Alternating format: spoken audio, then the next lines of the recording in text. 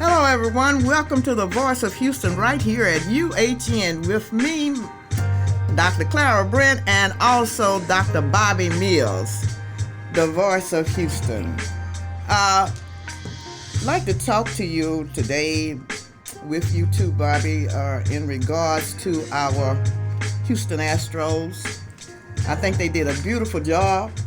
However, they didn't win. I was looking forward to them winning and having a World Series brought back home to Houston, but I'm very proud of them. They kept the name of Houston out there in the air and everywhere, even though sometimes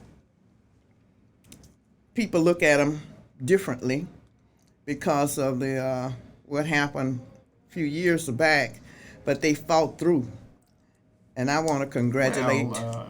Okay. You have to give the manager, Dusty Baker, a lot of credit for improving the image of the team as well as the ability of them to play at the kind of level that they played at. They did an excellent job. The Atlanta Braves, they are a hitting machine. Team. Hitting machine. Mean, lean, green machine type individuals. But it was a wonderful series, and I think the nation enjoyed it, and we were all proud of the accomplishment of the Astros. I definitely was. Their ability to compete at that level. And it's we all were looking forward to Dusty winning, his first World Series championship. Well, I was pulling hard because I do believe he's one of the first black coaches, if I could say coach, I don't know if you said right or not, for the Astros. Well, obviously for the Astros. For the Astros. For the league. Yes, that's a blessing in itself, tell the truth. How he didn't have the pitching staff that he should have had, but he still worked pretty good, though. Their guys worked real good. Atlanta, they had a tough pitching. Was Atlanta better than the ones that were here? Well, we won't say they were better. Let's just say they were accomplished pitchers. Accomplished, okay. They did an excellent job. Right. So we look forward to next year. Yeah. And we celebrate with you all as well, Astros, for the good job that you did do. And I'm hoping and praying that the Texans will get out there and get themselves straight. Our quarterback did pretty good though Sunday. He hung on in there and brought us pretty close to the other team. However, I don't know what's going to happen with our quarterback placements. They're trying to cut whatever deal with. It's just a sad. What about our guy that commentary in terms of what happened with Deshaun and the team and the cross wiring and in terms of mentality and attitude between ownership and the quarterback. Because obviously the young man is one of the top quarterbacks in the league. Who is? Deshaun Watson. Oh, Watson, yeah, he is. Watson is okay. One of the top. Can't take that. Ladies, y'all know me. I'm all of us about on the same level. That's why Bobby over there looking at me like I'm crazy. Who is? What you mean? Who is? But we keep up a little bit, and a little bit we don't. He just got cross-wired in some situations that were not necessarily, and much of it probably is mentorship, not being around, people that could keep him anchored down in the Lord so that you know that you have to keep a certain kind of perspective and demeanor Of course, and no matter how high you think you can go or where you are, you can still be brought down. All things are lawful sometimes when they're done decent and in order. And you have to know how to do things decent and in order. And keep yourself we decent. Just hope that all of this will get behind him and he can come back. Yes. If he's traded to... he's going to be traded? Oh, yeah, they're going to trade him. Oh, why?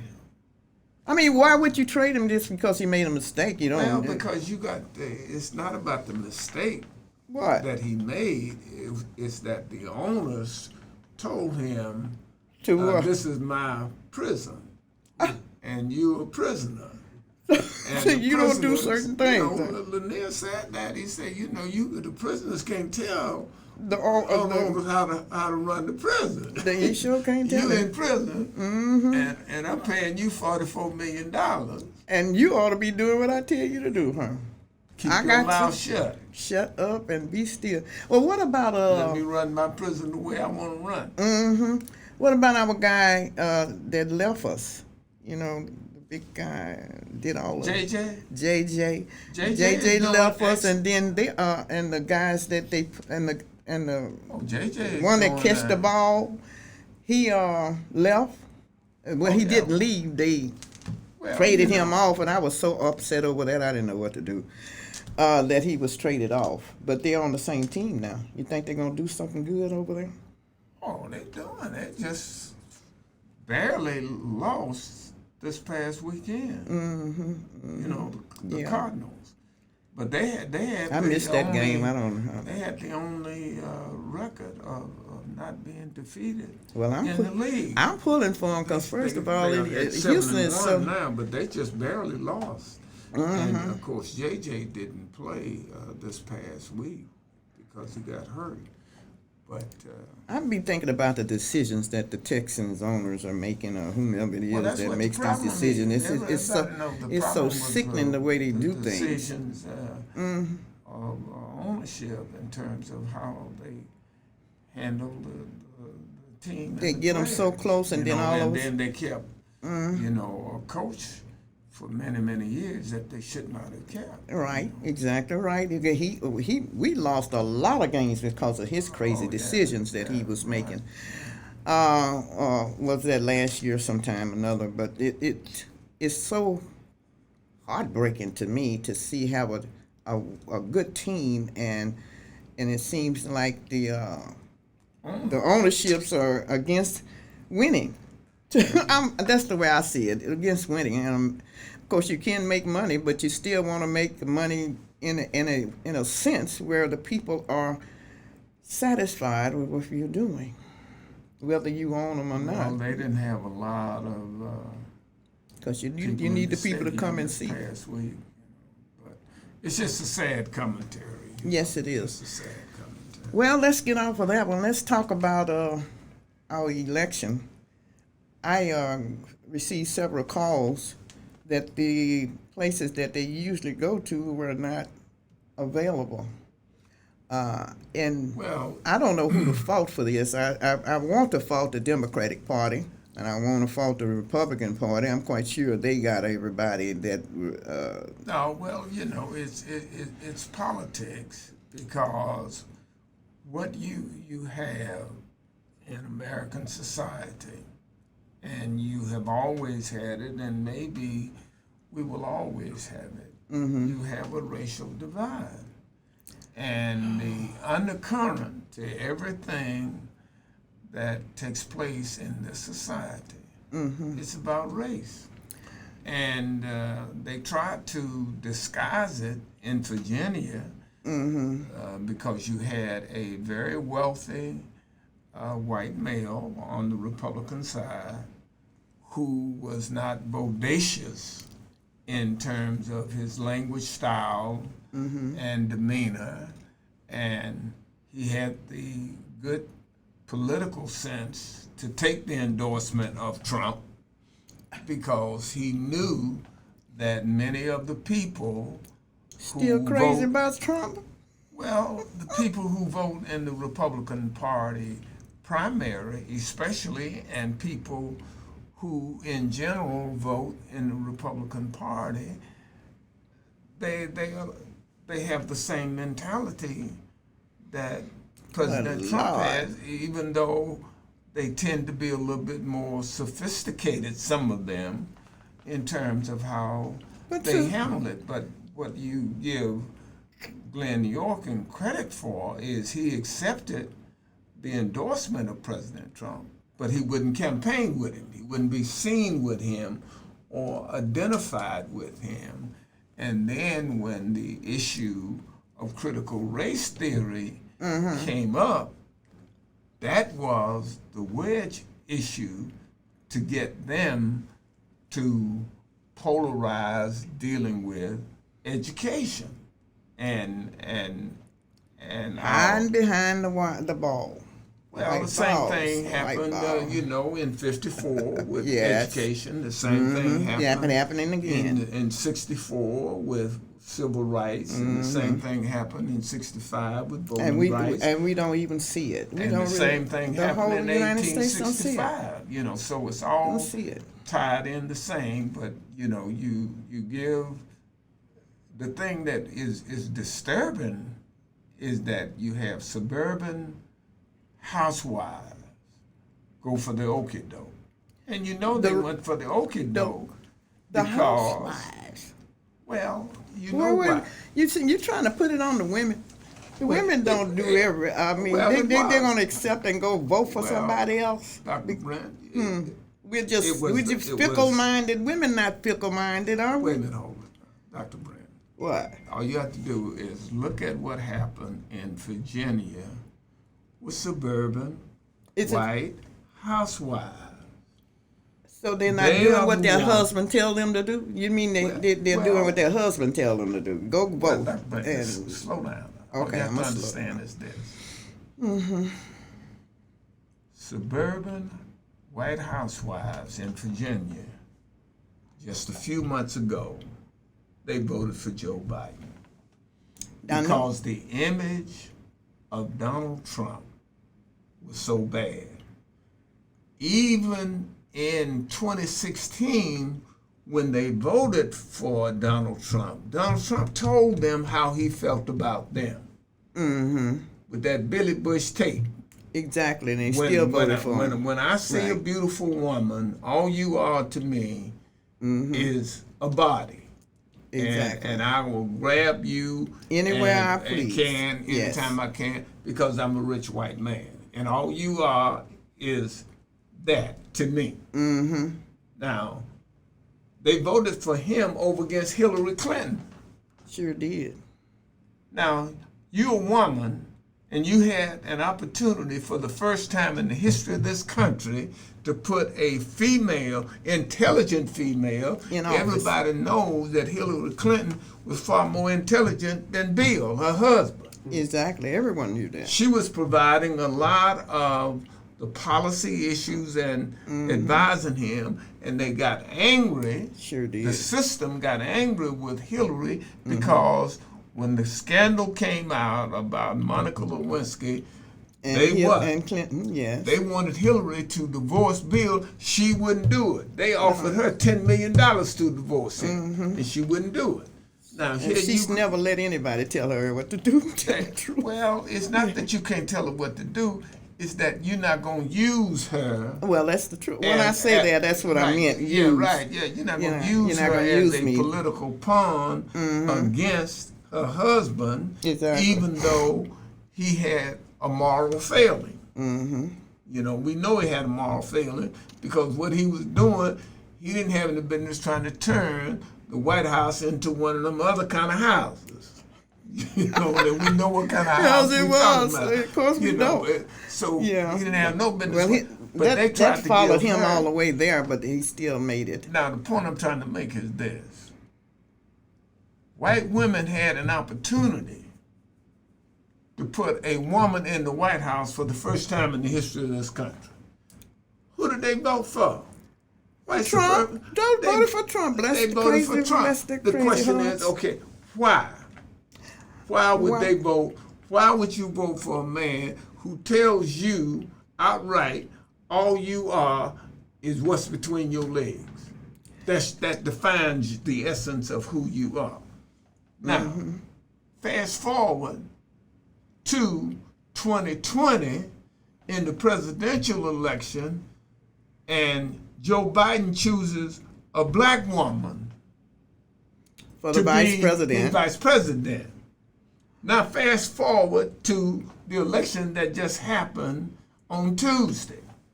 So you think that okay. if white suburban women voted for Donald Trump in 2016 over against a white woman who is far more intelligent and capable than the average man, black or white, that they're going to accept Biden selecting a black woman who's married to a white man as a vice president? Well, you're saying that the white woman does not have any understanding of what's right. Spiritual understanding of what's right, and that she is more prejudiced she's been used and been right misunderstood, or she's understanding the wrong thing about who she is, who she really is. All right, look at what happened in relationship to the wedge issue that they used in Virginia with Yorkin and the schools, talking about teaching critical race theory in the schools, then they use that issue and blow it all up and get these women out here riled up. Okay, now, who is the first teacher? Mother. My mother, my first teacher. Where's the first school? Sunday school. Sunday school. Your home is the first school. Yeah, the home is, but Sunday school is the first school to me. Proverbs, the wisest man that ever lived, Solomon said what? Train up a child in the way you would have him go, and when he is old, he will not what? Depart from you. Now, if you're teaching your children at home the correct values and principles and perspective about life, right? If you're teaching them based on the two great commandments, love God, which is love the truth, and love your neighbor. And then secondly, your neighbor. Love your neighbor as yourself, and do unto others. You ain't got to worry about what they're teaching in no public school. Why? Well, so how then were they able to use critical race theory, something that's not taught in schools, as a ploy kind of issue in order to divide and conquer and create all that confusion in Virginia and get haywalk? That's what it was. Nothing but haywalk. So how is it that they're able to do that? How do we as housewives and mothers and aunties and all those other we add into godmothers and all that, how do we, white and black, how do we decide what is right and what is wrong, even with the propaganda, even with the news stations, even with... well, you know what's right and wrong because you got your own mind. No, not really, because we are persuaded. How do you not get persuaded to do the things over and over? Neither height nor depth nor whatever can separate us from the love of God. That what you. And so you're saying that there is not enough God in the home. Yeah, right. There's not enough God in the community, and of course, it's not enough God in the women on the white race side. Well, I mean, what we gotta say is this. Black race too. They losing it well. They losing too. We grew up prior to 1964 and 1965. Well, yeah. When they had the physical signs up, white only. We knew where we were standing. Right. Exactly. We grew up in that era where those signs were up. Yeah, we knew. White only. Mm-hmm. But one thing I do know. The sign is still up in the mind. That's the issue. Yeah. The sign is still up in the mind. But one thing I do know. My mother never taught me to hate white people. No. I know that. Yeah, mine did too. I know your mother never taught you. No, she didn't. Most of the kids that I grew up with and played with, their mothers did not teach them to hate. To hate white people. Exactly. Whereas on the other hand, so now the mother of the white child taught them to hate black people. Well, how you and think that does not compute. Well, that shouldn't even compute because first of all, they are not close. They've never been close to God. Tell the truth as a race. Well, the point is this. In the 60s, and I don't know about, and of course, it's still there in the mind. The point is this, Dr. Brent. Yes, Doctor. If the law was changed in 1964 and 1965, and if the laws have been amended, why then does racism still exist? Because it doesn't exist by law. America is not a racist country anymore by law. Oh, okay, because it's not by law. By law, it's not racist. But racism does exist in the mind because it's taught in what? The home. In home. Of course. Because why else would we still have all of this confusion going on? And why would we have had on January the 6th those fools going up there tearing up the White House, tearing up the Capitol, and wanted to tear up the White House? Yeah, they want. Well, because we had one in the White House. We was in the White House acting like he didn't. In the White House that turned it into an outhouse. Yes, that's what he did, and we cannot. He cannot escape that. I don't care how long it takes. That should be held accountable for what happened. Well, they're trying to hold him accountable now. But he's in court trying to keep records from being seen. Yeah, but those records need to be seen, and we as a whole know in the United States know he was behind all that bullcone, but and chaos that happened, and I can't understand why white people are so easily moved into hatred. Is it in their bloodline? Is it that they don't have any understanding or love for themselves or someone else? It's always a hatred thing that gets... See, it's socialization. See, family is the basis of every society. Okay, now. Goes the family, goes society, goes the world. So you're saying... What we know is you got people in Virginia. Let's go back to that. You got people in Virginia. They were concerned about some legal theory about race and the impact of race on society and democracy that is taught from a legal perspective in law schools.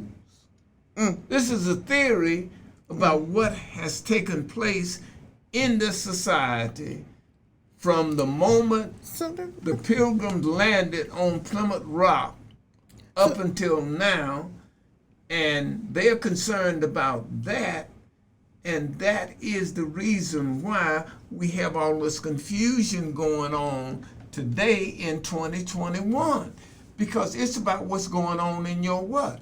In your home, because that's the basis of society, your family.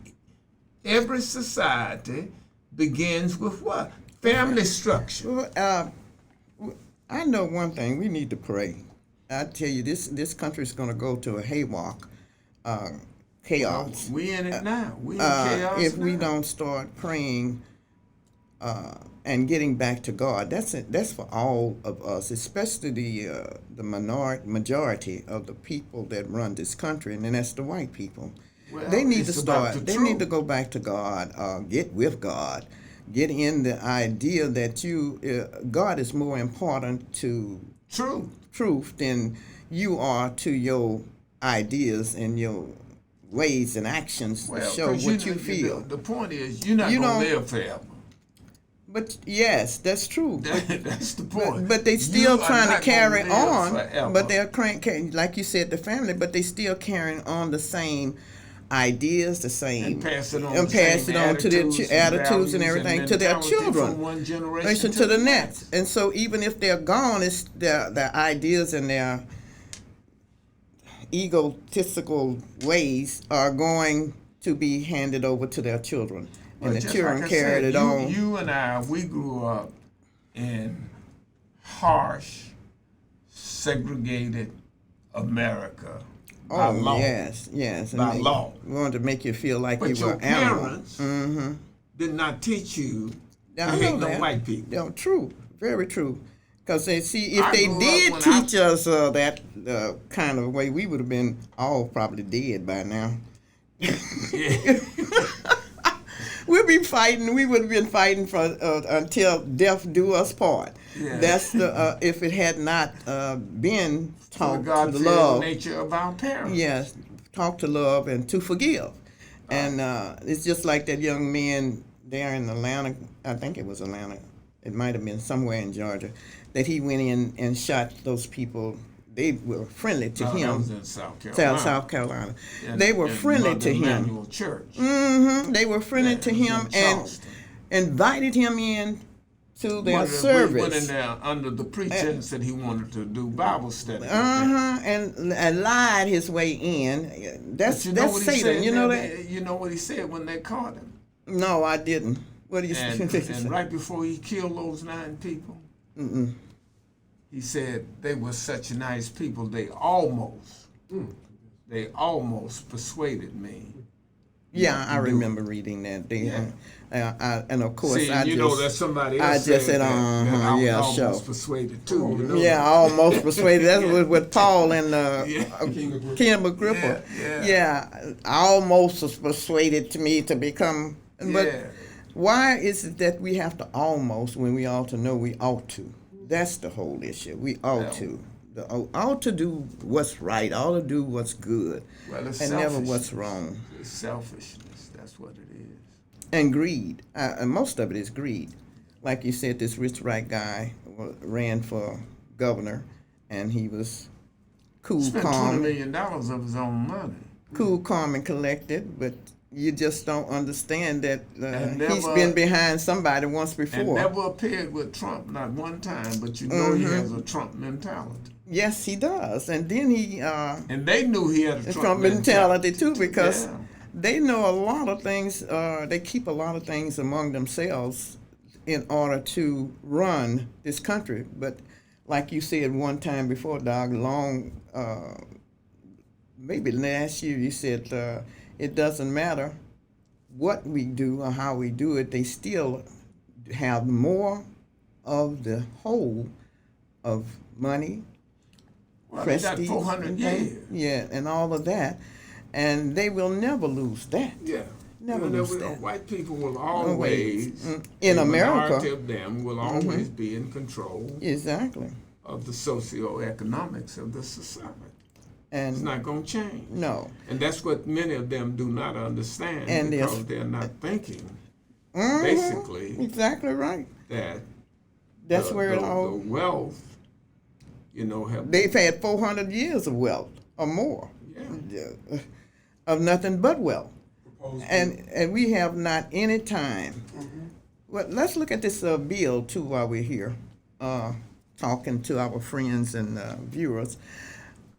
The bill that came up.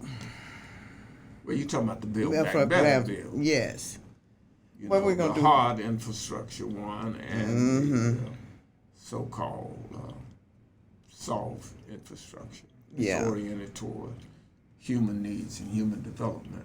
Well, I think that they've had a little bit of a scare, and they will probably pass in the next few days. When you have a 50-50 Senate, got 100 people in the Senate, and you got 50 Democrats, and you got 50 Republicans, and in order to pass any legislation, you need 2/3, and the Republicans are hell-bent on getting back in control of the governmental apparatus of this society. And they're not going to allow Democrats to do anything, so they have to get past, So they foughting the notion that they're going to get any help. So are they faulting? From why are the people? Why is then? Why are the people of the United States polled when they are polled? I don't know that. I've never received a poll. But they must send it all to white people. All the polls go to the white folks.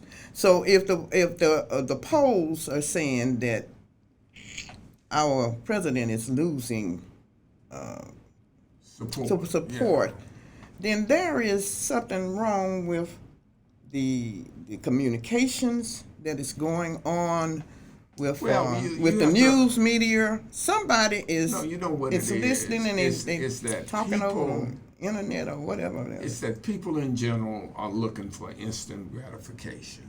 That's the first problem. Yeah. People want things to happen like that. Yeah, and overnight, yes. We want it to happen. Even in Virginia, there was a falling off of people who usually would vote Democratic. And they decided not to go and vote, period. They decided not to go and vote because they get disappointed because they wanted to have them quick in a hurry. Exactly. And things do not always happen quick and in a hurry. And they have to look at the fact that now in Virginia, the president's popularity was at 42%. 42% of the people agree with his administration and what he's trying to do, and 58% disagree. And so you had a lot of people who voted for him in Virginia and other places in the presidential election in 2020 that didn't go out and vote. Well, they don't see it as important. Tell the truth. I think that they don't see how important it is. They just look at the president, maybe the governor. But most it's the president voting and all that. All the other stuff is important to you all. Everything is important to vote for. And that's where the whole issue is. And the voters just give up. That needs to continue to vote. You know what the Bible says? It's clear, my people perish for the lack of what? Knowledge. So a lot of what's going on in America is because people refuse to understand that life is a swift transition. You're not going to live forever. And since we are here together, might as well get along. Huh? Well, we must learn. I'm like Rodney King after them policemen gave him that horrific, get beating. Get along. He said, "Can't we all just get along?" Listen, all of us just get along. If we could just get along, but it's hard when you have. And that's our word to you today, Houston. Yeah, get along. America. Let's get along. Can we all just get along? Just get along. Yes, because sir. You ain't gonna be here long. No, we're not gonna be here long, and we want to leave a legacy. But not a bad legacy, but a good legacy that our children can follow and go on. And hopefully, if they disagree with what's going on now, that they will change this thing. We love you. God loves you too. Houston loves you. Yeah, all of us love you right here at UHN. Y'all take care. God bless. And be sure to keep all your paper in the car. Let's keep Houston clean.